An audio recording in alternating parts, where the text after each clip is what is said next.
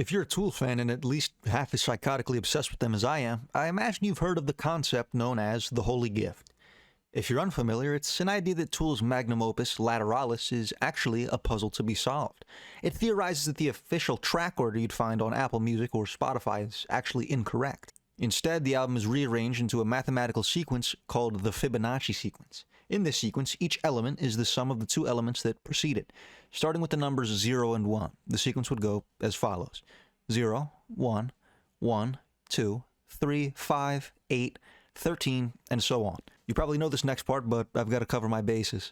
The title track Lateralis is very closely connected to this sequence. When the sequence is drawn out, it creates what is known as the Fibonacci spiral, which looks something like this.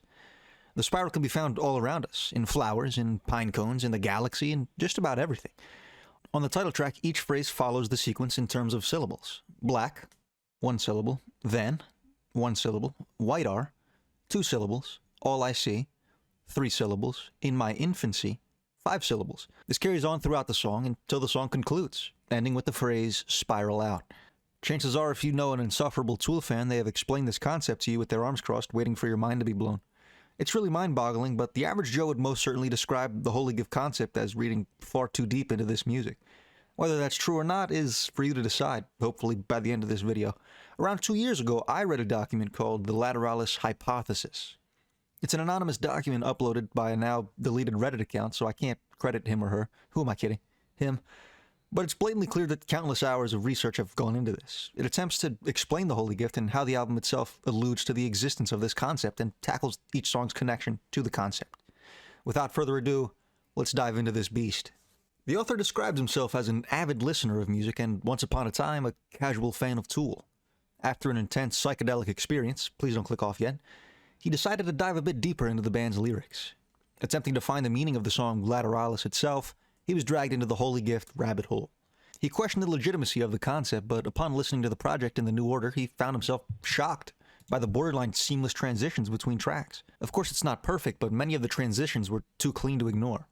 To dive deeper into the idea, he began to study sacred geometry, a study Danny Carey, the drummer, has been known to be pretty passionate about, in order to gain a deeper understanding of the Fibonacci sequence itself. He decided to draw the spiral that the original author described and ended up with this image here.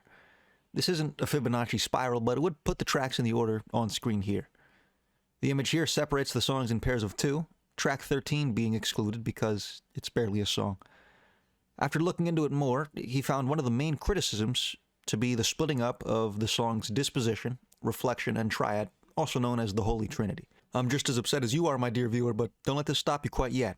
It was now time for the author to create what he calls the outward spiral. He began to look at the pairs of songs, thinking that something was missing from this arrangement. He realized that these numbers were not very, quote, harmonious. Left to right, we read the numbers 7, 8, 9, 13, 12, 11, 10. Right to left, it reads 3, 2, 1, 4, 5, 6. He decided to see what it would look like if he spiraled out and kept 13 in the center. The new sequence read, from left to right, 7, 8, 9, 10, 11, 12, and from right to left, 1, 2, 3, 4, 5, 6. Much more harmonious. Here's the new drawing. Why change the order? Well, he believes that the lyrics actually indicate this process. Feed my will to feel this moment, urging me to cross the line, and feed my will to feel my moment, drawing way outside the lines. Both imply this strange order. He interprets these lyrics to be instructions for going to track 13 from track 9, as he hears the transition between tracks and sees that he's crossing the line of the original track order. He threw the tracks into this new order and found that the Holy Trinity was still separated, but he found a new transition that was almost as seamless. Eon Blue Apocalypse, track 2, into Reflection, track 11, was a nearly flawless transition. Regardless, this order of tracks had disposition, then Eon Blue Apocalypse, and then Reflection played. Acting as an interlude between the tracks, Eon Blue Apocalypse actually fit quite well. This new order also placed the songs The Grudge and Triad next to each other, which led the author to the realization that the first 30 seconds of Triad features the exact same drums as the last few seconds of The Grudge. This is when I started to rub my chin a little bit. Anyway, if you overlap the songs in a specific way, the tracks become pretty much seamless. Ticks and Leeches no longer plays into Lateralis and is now separated by track 5 Mantra. This is the biggest stretch here, I think. Again, overlapping these tracks, Ticks and Leeches and Mantra can transition fairly well, but Lateralis has no real connection to Mantra at all. Another telling representation of this track listing shows that if you write out the pairs laterally and draw a curve from 1 to 12, a curve forms at the top of the tracks, those two tracks being 6 and 7, or parabole and parabola, at the parabola of the curve. With this, the author was confident he had solved the puzzle of the album, but not yet the puzzle of the lyrics. Dear viewer, I imagine you're skeptical at this point, if not outright dismissing this concept, but the next line had me continue reading, so I hope it has you continue watching this video. He says, whether you find this compelling or not, if you stop reading here and go online to argue how none of this makes sense, you won't learn anything. I implore you to read further. The things I discussed above are not important at all. Now, dear viewer, that's not to say all of that was completely irrelevant, more so to say that that was just the tip of the iceberg. Many believe that Tool's lyrics are, well, poetry, just like 99% of other lyricism. The hardcore Tool fans believe that lyrics have deep implications for mankind. Maybe. Probably not. The Holy Gift believers think that the lyrics to Lateralus reveal a hidden secret about the universe. Very silly. But the author here believes there is certainly more than meets the eyes in this lyricism. Perhaps not the key to save the universe, but certainly something. To begin, we actually travel back before the release of Lateralus to Anima. Here's his interpretation of them. H is track 5 off this record. This track is pretty blatantly about Maynard's mental struggle with becoming a new father. Track 12, titled Cesaro Some Ability, begins with the sound of a baby crying, and is then followed by white noise until the track concludes. Similarly to Lateralus, this track is also very tightly connected to a mathematical sequence. This one, called, forgive me pronunciation people, Cesaro Summation, which is very blatantly connected to this track. Cesaro Some Ability describes whether the numbers in an infinite series all converge in a single value when the series is drawn to infinity, or whether they do not converge. This might be tough for someone without mathematical background to understand, but it's actually not too hard of a concept to understand. For example, take this series of numerical values. Mathematically, this can be described as n-1 over n. Continuing on with this function infinitely, you'll notice that the value approaches, but it never quite reaches the value of 1. Nevertheless, you would say that the summability for this series is 1 because after millions of values, the sum is so close to 1 that it might as well be 1. Because at that point, the difference between 1 and the value is statistically insignificant. Therefore, this series of numbers, while an infinite series, has a finite, otherwise convergent, summability, meaning that the values all eventually converge at a real number, in this case, 1. Well, what's the opposite of this? Divergent summability. If the series was simply n, leaving the numbers in the sequence as these, the value would never converge at a single value and would be infinite and therefore unquantifiable. That was a lot. How does that connect to this song? Well, using the sound of the baby crying, we can identify the series of values in this case as actually humankind as a whole. Humankind is infinite and is therefore conceptually similar to a string of values in a series. The birth of a baby in this case is the birth of a new value within the series. The question Maynard presents is whether the summability of mankind as a whole converges in a real value or diverges into infinite oblivion. In simpler terms, is life meaningful or is life meaningless? And if life is meaningful or meaningless, whatever you decide, is there value in bringing a new life or a new value into the world? I bet you didn't think the interlude of a baby crying was that deep, did you? My socks were blown clean off my feet, as were the authors. On to the next track, Anima, a far simpler track to understand. This track displays Maynard's dislike for modern society, requesting a metaphorical meteor to reset mankind.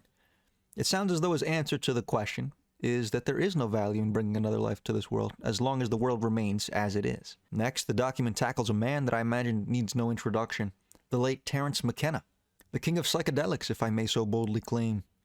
If you're unfamiliar, he was a scientist who researched psychedelic drugs in the late 70s and 80s. He traveled around the world in search of new experiences. He knew of a small tribe in a rainforest that conducted ancient rituals with yahe, also known as ayahuasca. That shit Aaron Rodgers took. Anyway, that's where his story began, but perhaps his most notable story took place in the Amazon rainforest, where he ate a mushroom that he found on the trail. Before I tell the story, please note I am in no way advocating for the use of any psychedelic drugs at all. This is merely a story of someone who used these drugs and had a strange experience. Terence started hearing a noise. All his companions heard it as well. It was a high-pitched tone. They ate mushrooms continuously for weeks. The tone got louder. They all got a crazy idea. They would reproduce this tone on a computer, stick an electrode in a mushroom that's giving off energy at this frequency, and chant Om at the same pitch to get the DNA of the mushroom to vibrate and synchronize with the ESR resonance frequency. They were convinced that they would get the result they were looking for, but they didn't. However, something did happen. DMT is a powerful psychotropic drug that's capable of producing hallucinations so powerful that you feel like you've left your body and are in a different place in the universe altogether. This trip is made even stranger by the fact that you see entities in this other realm, multiple entities. And they both talk to you and try to teach you things. But when Terrence performed the aforementioned experiment, something strange happened. He suddenly had a mushroom trip that felt as potent as a DMT trip. This newfound mushroom experience was also accompanied by a voice with a specific message. A message that may be a part of his own mind, as he admits himself, or may have a profound meaning for mankind as a species. Here's what he heard. I am old, older than thought in your species, which is in itself 50 times older than your history. Though I have been on Earth for ages, I am from the stars. My home is no one planet, for many worlds scattered through the shining disk of the galaxy have conditions which allow my spores an opportunity for life. The mushroom which you see is part of my body, given to sex thrills and sunbathing. My true body is a fine network of fibers growing through the soil. These networks may cover acres and may have far more connections than the number in a human brain. My mycelial network is nearly immortal. Only the sudden toxification of a planet or the explosion of its parent star can wipe me out.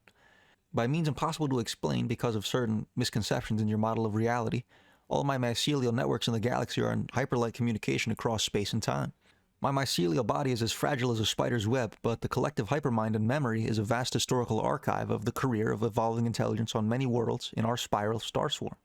Space, you see, is a vast ocean of those hardy life forms that have the ability to reproduce from spores, for spores are covered with the hardest organic substance known. Across the eons of time and space drift many spores forming life forms in suspended animations for millions of years until contact is made with a suitable environment. Few such species are minded, only myself and my recently evolved near relatives have achieved the hypercommunication mode and memory capacity that makes us leading members in the community of galactic intelligence. How the hypercommunication mode operates is a secret which will not be lightly given to man, but the means should be obvious. It is the occurrence of psilocybin and psilocin in the biosynthetic pathways of my living body that opens for me and my symbiotes the vision screens to many worlds. You as an individual and man as a species are on the brink of the formation of a symbiotic relationship with my genetic material that will eventually carry humanity and Earth into the galactic mainstream of the higher civilizations. Since it is not easy for you to recognize other varieties of intelligence around you, your most advanced theories of politics and society have advanced only as far as the notion of collectivism. But beyond the cohesion of the members of a species into a single social organism, there lie richer and more baroque evolutionary possibilities. Symbiosis is one of these. Symbiosis is a relation of mutual dependence and positive benefits for both of the species involved. Symbiotic relationships between myself and civilized forms of higher animals have been established many times and in many places throughout the long ages of my development. These relationships have been mutually useful. Within my memory is the knowledge of hyperlight drive ships and how to rebuild them. I will trade this knowledge for a free ticket to new worlds around suns younger and more suitable than your own. To secure an eternal existence down the long river of cosmic time, I again and again offer this agreement to higher beings and thereby have spread throughout the galaxy over long millennia. A mycelial network has no organs to move the world, no hands. But higher animals with manipulative abilities can become partners with the star knowledge within me, and if they act in good faith, return both themselves and their humble mushroom teacher to the million worlds all citizens of our star swarm are heir to. Terrence asked the mushroom, why me? Why should I be the ambassador for an alien race to mankind? To which the mushroom responded, because you don't believe in anything. This line here allows us to finally return to Tool's lyrics. But first, what the hell did all that mean? Over the course of his career, Terrence made one grand conclusion. Either he was delusional, or ancient man had been communicating with these alien beings through psychoactive drugs for millennia, and they have been trying to convince us that they're gods this whole time. The mushroom is the only thing that isn't lying to us. It needs our help to further propagate itself throughout the universe. In exchange, it will help us reach the stars and open our third eyes, allowing us to realize that mankind does share a single consciousness and are eternal as a species. That was a lot. Let's look at some cute cats or some shit. Back to Lateralus, we dive into track 13, Faipe Oyad. In this track, we hear a man calling coast to coast with Art Bell. It's a real call that was made in which the caller claimed to be a former Area 51 employee on the run from the government and interdimensional aliens, claiming that they're controlling mankind and wanted to warn the world. He also mentions that his position would soon be triangulated and that he didn't have much time. During this call, the satellite system controlling this radio station, as well as 50 others, suddenly went down. The system came back a few minutes later, but the caller was nowhere to be found. A few months later, someone called the show claiming to be the man from the original incident and said that it was all an elaborate hoax. But because the call-in satellite went down during the conversation, he questions the legitimacy of his own false claims. Whether or not that was the same caller is completely unknown. Weird shit. Next up, Lateralus. Obviously a very interesting song musically, but it also features some incredibly profound lyrics, all of which are aided with the context I've provided in the first 75 years of this video. The song features a lyric that the author believes to be a reference to both sacred geometry and a clue for the rearrangement of the album. As below, so above and beyond, I imagine. Drawn outside the lines of reason. Push the envelope. Watch it bend. Terence McKenna often refers to taking psychedelic drugs as pushing the envelope of reality. Drawn outside the lines of reason he believes to be a hint towards going to track 13 after this track in the Holy Gift sequence. Now that we've learned about Terence McKenna and his experiments with the mushroom sound tones, this next lyric makes far more sense. With my feet upon the ground, I lose myself between the sounds, and open wide to suck it in. I feel it move across my skin. I'm reaching up and reaching out. I'm reaching for the random, or whatever will bewilder me. Whatever will bewilder me. This verse is followed by, and following our will and wind, we may just go where no one's been. We'll ride the spiral to the end. It may just go where no one's been. Spiral out. Keep going. What the hell does that mean? Well, if Terence McKenna is wrong, then who cares? It doesn't matter. Eventually, science should be able to prove or disapprove his findings. If he's right, then this might be one of the most important discoveries in the history of mankind. We can either converge as one, or diverge into oblivion. Cesaro sum ability. Leading us to the final and perhaps most fitting piece of this puzzle, schism. Schism is about a division of some kind. The poetry that comes from the squaring off between the circling is worth it, finding beauty in the dissonance. The author believes that this line also hints to the outward spiral track order. Another line he singled out was, I've done the math enough to know the dangers of our second guessing, doomed to crumble unless we grow and strengthen our communication, and cold silence has a tendency to atrophy any sense of compassion. If they confirmed the rearrangement of the album, the discourse would end. The discussion of the album would cease. As long as it remains unconfirmed, the debate rages on. That was part one. Part two is about the same length. Strap in. The next act begins with a quote from Maynard himself. What I'm trying to accomplish as a lyricist is going to be all over the map. It's going to require you to be engaged in some way. Back to the Holy Gift, where he begins to provide a bit more proof, this time using something called the Mandelbrot set, which he believes to be inspiration for both parable and parabola. Benoit Mandelbrot was a mathematician born back in 1924 who simplified the collection of all Julia sets into a single equation. These are big words that I don't understand, but he found this equation here. This equation creates an infinite space of geometry within a finite area, and can be entered into a computer and then graphed. When graphed, this image is shown. This wasn't really seen as a monumental discovery, but it was retouched upon in the 90s. The math is genuinely too complex for me to even explain to you, but there is a way to graph this in a way that the image of Buddha or Ganesha is revealed. You should probably be freaking out now. It implies that the ancients must have had this knowledge in order to have imagery of the Buddha in their ancient texts. It implies that they had technology capable of creating this imagery thousands of years before we ever discovered it. The ancients realized that the mind follows this pattern, that this image is the shape of our thoughts. This is what they tried to describe without knowing the mathematics behind it. After this discovery, the author looked deeper into the Mandelbrot set and found a video titled The Dark Side of the Mandelbrot set. In this video, the mathematician made frequent references to other things within Tool's music. Most notably, he discussed the parabola. He described the parabola as a squared-off spiral. The author finds it incredibly noteworthy that human consciousness can be understood as a feedback loop of information. A feedback loop is the exact mechanism in which the Buddha bot was created.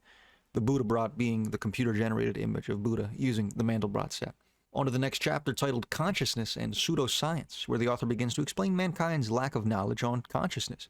It's one of the last parts of the human brain that science can't actually explain. Many believe this is due to the fact that we can't locate the mechanisms that control it. Therefore, they believe that the consciousness is the result of the interactions of every other part of the brain. However, because this can't be proven, it's just pseudoscience. Other examples of pseudoscience are the study of the supernatural realm, or the study of anything outside of the physical world that we can actually see. This implies that the obvious conclusion is to reject the very idea of consciousness. And the not-so-obvious conclusion is that the science just hasn't found the mechanism that controls consciousness yet. The trouble begins when you realize that consciousness is constantly being studied and never being innovated upon. There's no proof of consciousness, and the odds of there ever being proof is despairingly low. Dr. Stuart Hameroff is someone who has been studying the root of consciousness, and along with his colleagues, has discovered that consciousness most likely, maybe, possibly, perhaps, exists in microtubules in the synapses of our brain. These microtubules store information in a superpositioning state, giving credence to the idea that our consciousness exists on a quantum level, and that our observations of the universe collapse the wave function and thus generate reality. I'll link the whole thing in the description if you're interested. The takeaway here is that consciousness itself may create the physical world that we see. The consciousness may have began when the first single-celled organisms in the universe gained the spark of life, and that consciousness can be considered to be a sound, a song, or specific frequency to describe how conscious you are. He describes that unconscious, drugged, or violent states have a very low frequency, such as melatonin or alcohol, while higher states of consciousness, such as serotonin and hallucinogens, raise the frequency up dramatically and can be observed when listening to the sound of the microtubules. The author believes that these concepts hold a lot of merit and will soon be embraced by the scientific world.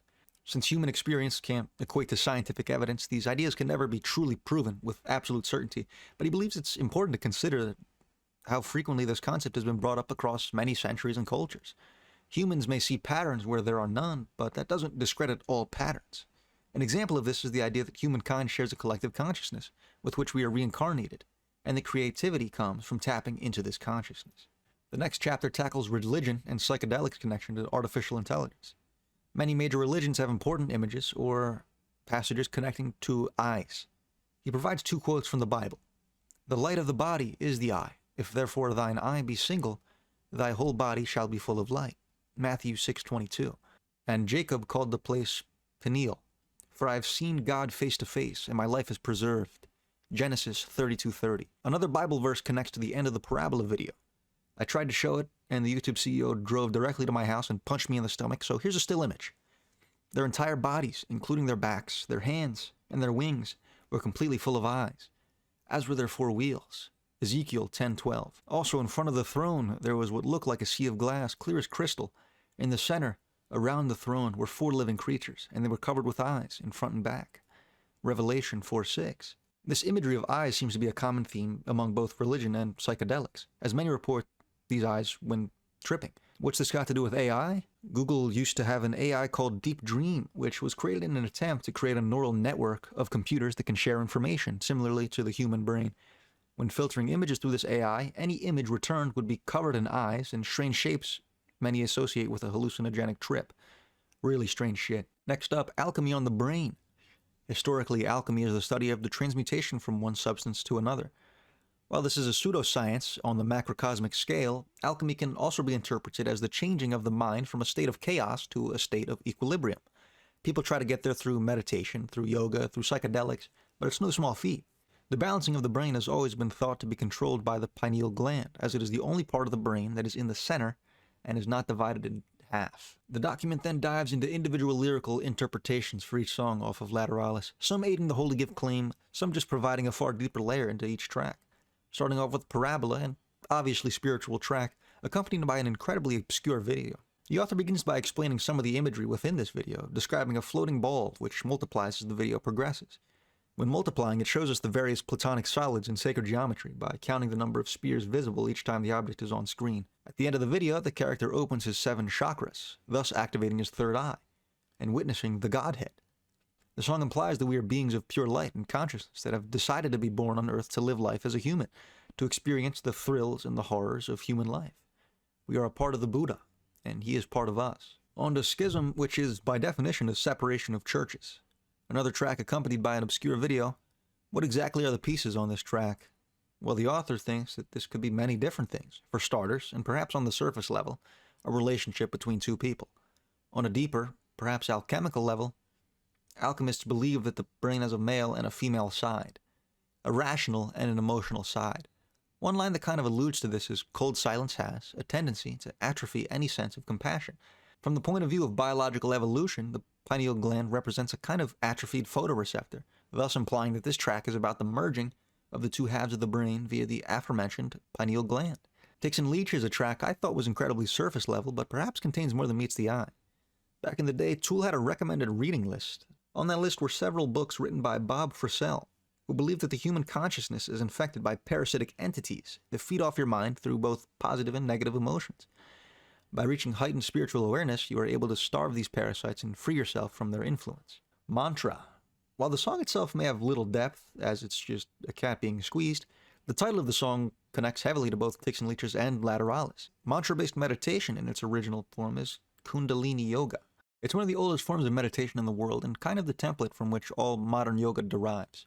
It's said that using this practice, you are able to either see an infinite light in your head, the face of God, travel to alternate realities, or communicate with other beings through the basic fabric of the universe, pure consciousness. Lateralus, a track with a bit of lyrical meat on its bones. Maynard discusses the colors red and yellow reaching out to him, which can be attributed to their significance in Native American spiritualism or hallucinogens. Upon researching the meaning of these colors, the author learned that the color red is associated with faith, beauty, and happiness, while the color yellow is associated with intellect and determination. Despite Maynard's relatively blatant dislike for religion, he believes this song does discuss a spiritual experience, regardless of how it was attained. The verse, as below so above and beyond, I imagine, can also be traced back to religion. While the phrase does originate from religion, it can also be interpreted as a way to look at the universe using sacred geometry, the beyond mention being the conscious mind of the universe. One line the author claims is used to, quote, shut people up is, overthinking, overanalyzing, separates the body from the mind. While at face value this could be as simple as living in the moment, many ignore the line that immediately follows. Withering my intuition, missing opportunities, and I must feel my will to feel this moment, drawing way outside the lines.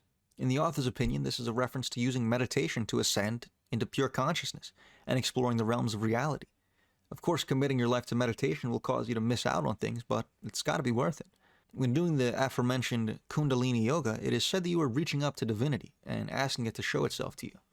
This is reflected in the verse, reaching out to embrace the random, reaching out to embrace whatever may come, a statement in hope of seeing some sort of divine truth.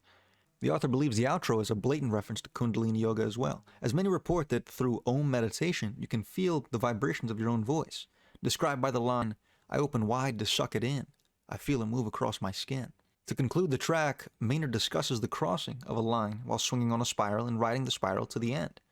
This can be understood again through Kundalini Yoga, as the ancient symbology states that there are two serpents of energy at the base of your spine, which uncoil up your spine as you meditate or spiral outwards. Here's a picture of the Kundalini spiral. This looks much more like the spiral the author used in his arrangement of the Holy Gift, which is why he suggests that fans have been looking at the wrong spiral when attempting to put this puzzle together. Faip de Oyad is the next track discussed, where the author takes a more literal approach. The title of the track directly translates to The Voice of God.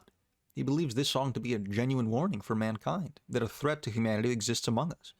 While he acknowledges the original message is claimed to be a hoax, he believes the track to be an attempt to convey a real message in the guise of a joke, a crossing of the line, as the author describes it. The Patient, one of the few songs Maynard himself has explained as being about caring for his terminally ill mother, but the author believes there's a deeper level here as well. He believes this patience is Maynard being patient with the band, allowing them and helping them spread their spiritual message, which may not even align with his own thoughts.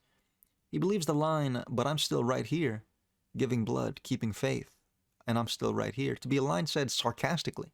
So what's the deeper message? He believes the message to be to look around, to appreciate the moment we have within this reality, to be patient with the world around you and to allow things to pass, to live in the moment. Disposition, a track I've always found strange in Tool's discography. There's not another Tool song like this. Very light, very calming. No explosive guitar or vocals here at all. The author finds the lyrics on this track to connect again to psychedelics. The song discusses the changing of the weather, which in this case is the changing of your own world. A mere phrase or image or even a feeling can completely change your way of thinking, especially under the influence of psychedelics, which I must repeat, I do not condone the use of.